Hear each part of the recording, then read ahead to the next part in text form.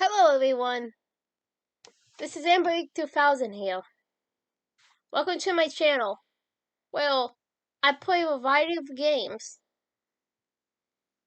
and do narrations for fanfics.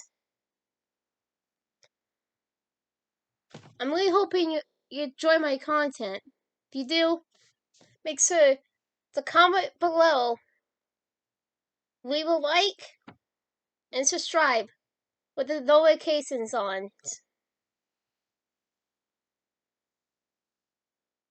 Right, so next time, this is AmberAnkNA. Welcome to my channel. So, hi. Only link left. Chapter 6. Here again. Daddy! Daddy! Come here! The 10-year-old brunette had an object curled in the center of both hands. A seam of tears trickled down, raining path on her cheeks below each of her eyes. Process ended several minutes prior, and Paul and her father had just arrived back home. Stopping the vehicle on the driveway out front, per usual. When the girl saw the injured bird in the front yard, she immediately unbuckled, then threw the car door open, and then ran over to check it out. Noticing it fasting for its life, she swooped it up and called her father for help. The man ran to his daughter's side to get a glimpse of what his preteen was holding. A bird? Paul, it could have a disease. Put that thing down this instant. It's dying, Daddy. I can't. Please, do something, anything. At that moment, the strumming seas in the bird's life ended, leaving its immobile body behind. Several tiny gray feathers and other unrecognizable pieces was shattered in the little girl's hands. Paul, I'm sorry. Her father clearly didn't know what to say. It was the girl's first encounter with death. His eyes were also welling from the empathetic feelings of what his daughter was experiencing. He held the girl around the shoulders from behind and reached down to gather the cushions for disposal. Paul yanked away and put both hands around the body, helping it out of sight. No! Don't touch it! She sniffled and laid her head just slightly, enough to wipe her face on her shoulder. Paul, sweetie, you have to get rid of it. You can bury it if you want, or I could throw it over the back fence where it could decay as nature intended. I like to discuss the circle of life with you afterwards. We never talk about death, have we? I do it. The salmon assembly confirmed. That's my goal, her father encouraged. A grin of pride stretching his cheek buckles. He pointed to the fence, which was about 30 meters away. Let's do it together. No! I can do it alone. She was still sad, but felt a sense of duty, wanting to prove to her father that she was a big, brave girl. Aha! Fine, Paul, the man giggled. The girl was at an age where she thought she was ready to take on the world without any help.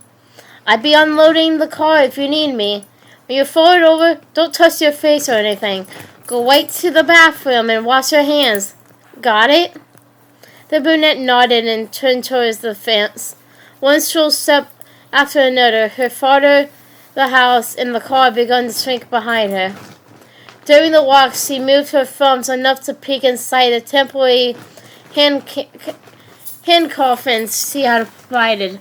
There were no movements and no signs of life, as she expected. When Paul finally arrived at her destination, she didn't waste time. Goodbye, little birdie. Having experienced throwing the shot put during her track and field classes, Paul knew the absolute tragedy she would need to get the cartridge out of her hands and over the fence. With a balance set forward, the girl extended her arms for a strap, opening her hands as her weight was in the proper position. Everything seemed to move in slow motion as her body recoiled from the foe, and she witnessed the creature staring over and down towards the forest-filled ground. Just before it hit, the bird spread its wing, twitched its body, and flew away. Her being hissed as she couldn't believe what she was seeing. It wasn't dead! It wasn't dead! Astonished from what she just seen, she sprinted back to the house. Dad! Dad! Dad! The bird! Lola, come down, sweetheart. The bird what? He crouched down on one knee in the grass beside the driveway. He steadily placed a hand on each of his daughter's shoulders in an attempt to focus the girl's energy. Dad! The bird is alive! I watched it fly away! I threw it over and it flew! It wasn't Dad after all! Her chest was rising and falling with a heightened frenzy, and her eyes were front open, wider than her father had ever seen before. You sure? It looked pretty dead to me. In fact, I know it was. Maybe we saw another bird swoop down at the same time. You know, sometimes our eyes play tricks on us, honey bunny. No, Dad, it was the same bird. I'm telling you, it had to be the same one. It looked like the same one, I think. Either way, it's gone now. Go wash your hands and let's have a little chat about life and death. I think that conversation is a bit overdue. Then you can shower and we get ready for your grandparents to come over for dinner. That sounds good? Paul nodded and made her way inside the house. Her mind was slowly drifting off from what she had just experienced with the bird. Inside the bathroom, she looked at the Lapicarian-themed soap dispenser and smiled. Besides Christmas and her birthday, St. Patrick's Day was her favorite holiday, and she was thankful her mother decorated her for practically every occasion. Paul loved the color green, an idea that a pot of gold could be found at the end of a window. Her sense of smell was the first to return. A coppery iron-like scent was radiating from within her. Massa's mind felt like it was rebooting and attempting to run its startup strips, like a computer that had crashed or been obliquely turned off and on. A reset button seemed to have been pressed, but Mass was still unaware of fully conscious thought. Next was her taste. She opened it and closed her mouth several times, slowly smacking her lips as she suddenly felt a desperate need for water. A basic human necessity for life. Before the next sense kicked in, Mass felt a strange, unexpected sensation in her head and heart. A circular pattern of energy pulled at her mind with a tiny tug. The tugging slowly grew to a point where she began to feel embarrassed. She could feel her cheeks glow warm as unexplained force was digging into the most intimate and protected surfaces of her soul. Even though it felt like an intrusion of some private aspect of her heart, all she wanted to do was allow it inside to fill her up. It felt so sweet and pure that nothing else seemed to matter.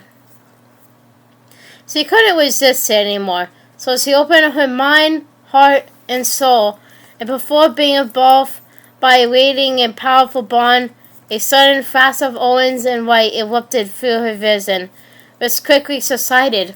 Mass? It sounded like hearing her name from underwater. Mass! The second time it was much clearer. We haven't done this in a really long time, but I'm here, love. Her voice seemed to almost echo through the dark void as clarity returned.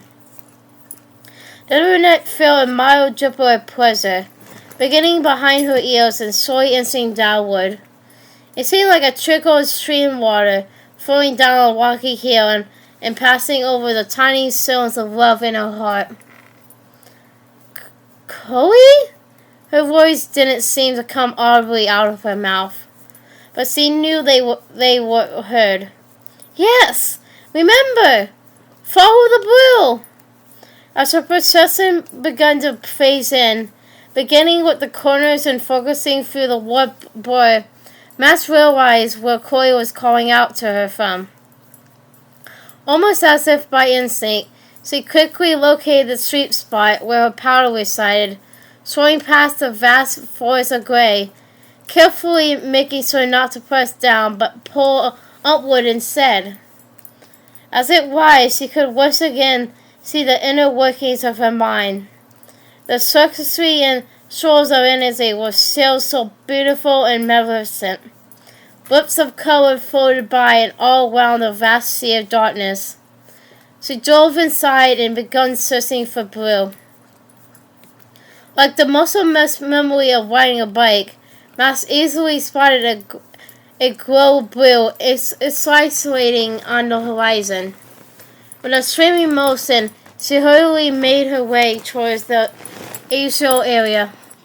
It wasn't that she was afraid, but the feelings of loneliness and desolation for human interaction in the mind space felt almost overwhelming.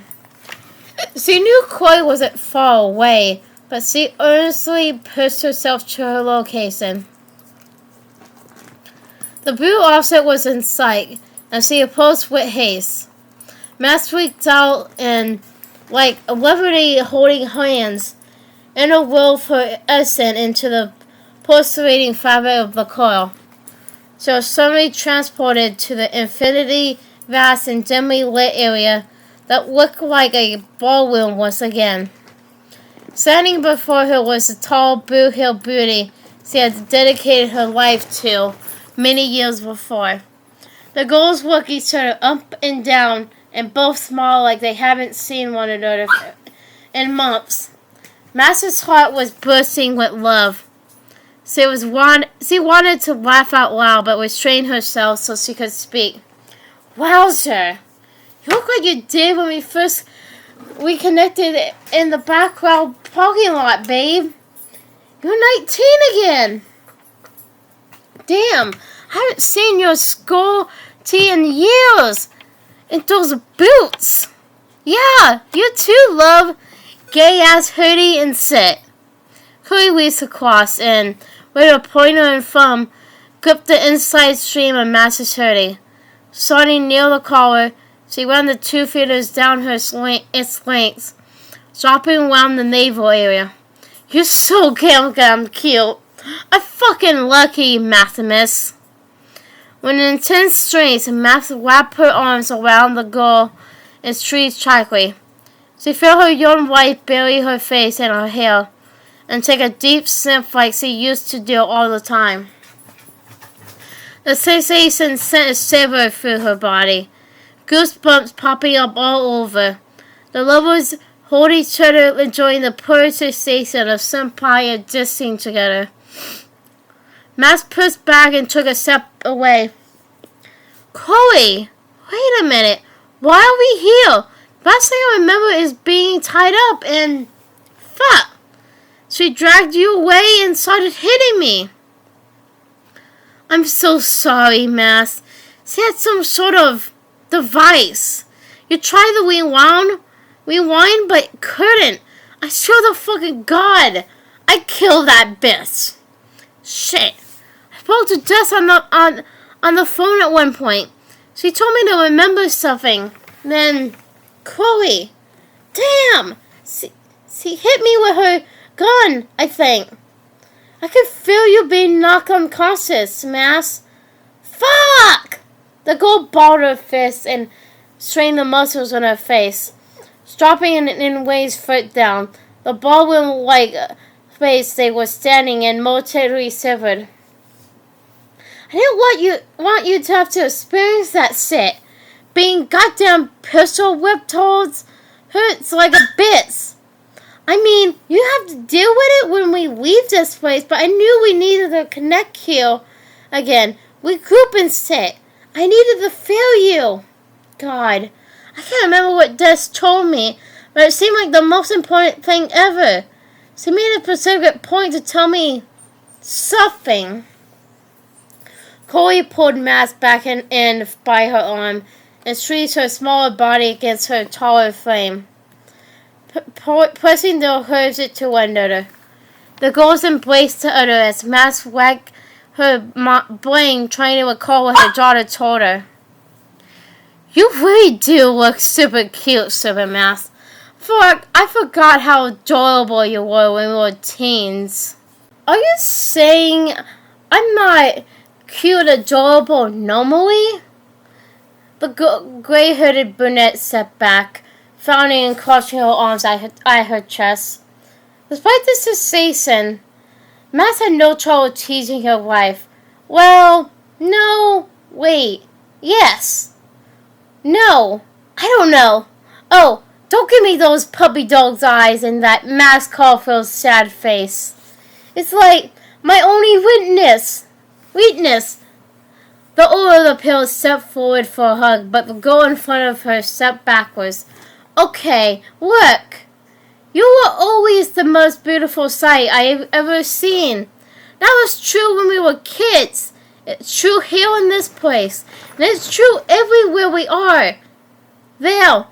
Are you happy? You just wanted to make me groupie, don't you? Master crossed her arms as a slight grin was beginning to curl the corners of her lips. Well, sort of. She broke her stance of further anger. Do you remember what we did the last time we were in this place? Let's see. Chloe twisted her head upward and ran her fingers through a fake beard on her face, as if in deep thought. Well, you couldn't keep your hands off me. I remember that pretty clearly. Max took a step towards her best friend, closing the distance between them. She felt her heart fluttered like the first time her punk joined her in the shower. She found herself alternating graces between Chloe's eyes and her lips. Not so wish she rather be lost in. Like a moth to her frame, she was being uncontrollably pulled closer to her soulmate. Just as her lips tenderly gazed the others, and manually darted across Max's mind. She flinched with a small hop, and Chloe huffed as if the denied kiss was physically painful. Max, are you okay? The hipster took a small step backwards and placed both palms on either side of her head, trying to contain the painful memories that were beginning to flood back in. Then she heard Jess's voice hollowly tumbling through her mind like a tape player being turned on. Anyway, Mom had gone through some shit and was in the swam on death row. Settled to be executed pretty quickly. I was going to save you like normal, but I remember already seeing this version of you at the Mercer gathering point. Since I knew you would be fine, I realized all you needed was some words of motivation. I briefly spoke to you, then left. It was weird as fuck because it was the only instant where your power had morphed into less of a rewind and more of a wormhole thingy. You saved Mom, and then saved yourself. It seemed pretty bad, but you overcame that shit like you always do. Point is, you need to remember, somewhere inside of you, you could create wormholes. Now that I think about it, her fucking device might not detect your power that way. You gotta remember. Shit, my head. Max fit woozy and reached out for something to prep herself on. She would settle for anything she could gasp. The mind-space reality were currently residing in bowed outward and stretched like an elongated and disappointed rumpus. I gotta, love, Chloe comforted. I got you, love, Chloe comforted as he pivoted around her partner, gently kissing the girl and lowering her to a seated position. Mouse felt her wife's warmth behind her and brought a moment of solace. The pain was gone, but something wasn't quite right. It was like someone was breaking into the vault of her mind and trying to access her memories. Suddenly, the dizziness returned and a class of recollections drove into her. A woman from her time house she somehow recognized named Maria began speaking. Girl, I'm working on a story about a woman who suffered from amnesia for 15 years. One day, she just snapped out of it, and one way she had an entire family living in another state. It's a damnest thing. Gonna interview her tomorrow. Maybe you can join us with those camera seals I heard so much about. Saw off a little Maria? Matt spoke to herself, but the memory had faded. She then heard her own voice. Yeah, it's nice to feel like I'm driving into my career and all, but the assignment revolves around a murder that happened at Cave Bay of all places. Crazy, right? Then she heard Chloe's. Holy shit, Mass! Of course you clumsily sweep the chair on the floor. You're still a dork. Stop taking those stupid pills immediately. Fuck them. I know it sounds bad, crazy, but that garbage is doing more harm than good for you. I do, dork. It's fucking hilarious. Your memories of us couldn't be contained forever. No goddamn way. They're coming out and I'm excited as shit. Shit, Mass. I could sit here forever with you. If only I wasn't facing my execution in 2 goddamn days. Yeah, I'm fine. I'm just remembering my first few weeks in the hell pit. Not to go too much into my own shit right now, but a lot of fucked up things happen here. Being a prison especially for women, you can imagine how a mostly male staff would treat prisoners. Mass, we have one more day together. You have to remember everything. Demand answers from your parents. Do some research. Anything. Just remember us. I know you'll find a way. Mass, who's Maria? Chloe asked from the mind space, pulling the smaller girl from her gaze. Mass could still feel a perfect person behind her and was calm again. Chloe, I worked with her at the Festival Hill in the universe before Death put it all back together. It's kind of fuzzy, but I remember. A trolling pillar of black smoke seemed to fill the room. Mass had enough sense to recognize the scene was only happening in her head, but it frightened her nonetheless. It reminded her of the trance the whistle washer put her in many years prior. Looking around, she noticed she was lying on the floor in a room filled with people she didn't know. Chloe was on the other side of the grass person, maybe seconds away from receiving a lethal injection. Max's energy was dissipated as she had rewound a dozen times trying to figure out how to save the prisoner. Just as she felt she couldn't push herself any harder, she noticed someone crossing over her weakened body. Believe in yourself, Max. You still have the power to save her. Don't give up. You got this. All that matters. A teenage girl's voice called out from the distance, filling the brunette's heart with vulgar. With a newfound strength to move forward, Mouse felt a seed of confidence shoot up through the soil of her self-doubt and begin to bloom. She pivoted her body just in time to see the teen run her hand through short-chopped blonde hair, turn to look back once again, then push the door open and disappear outside. The scene burned away and Max turned to look back at Chloe, who was still carrying her in the mind space. It was destiny. Chloe, it was her. I know what was saying now. Love, explain everything to me. You're freaking me out a little. Not gonna lie, Death better be fucking safe. In another reality, you're on death row. I had to sort of level up my power, and I created a wormhole to save you. That was what Death was telling me on the phone before that Zolak girl knocked me out. She's smart. She stay away and keep safe. I truly believe that. Whoa, a mess. So, I was on death row? That's a mind fuck like there. I love you so much, babe. Max craned upward and grabbed her wife by the neck, pulling her face down and pecking her quickly on the lips. She let go and pushed herself up to a stand, playfully twisting her body around to face the love of her life. She silently clasped both of the girl's hands in her own. I know what we have to do now. Hi everyone. This is AmberAnkNA 2000 again. Well, I hope you enjoyed the video.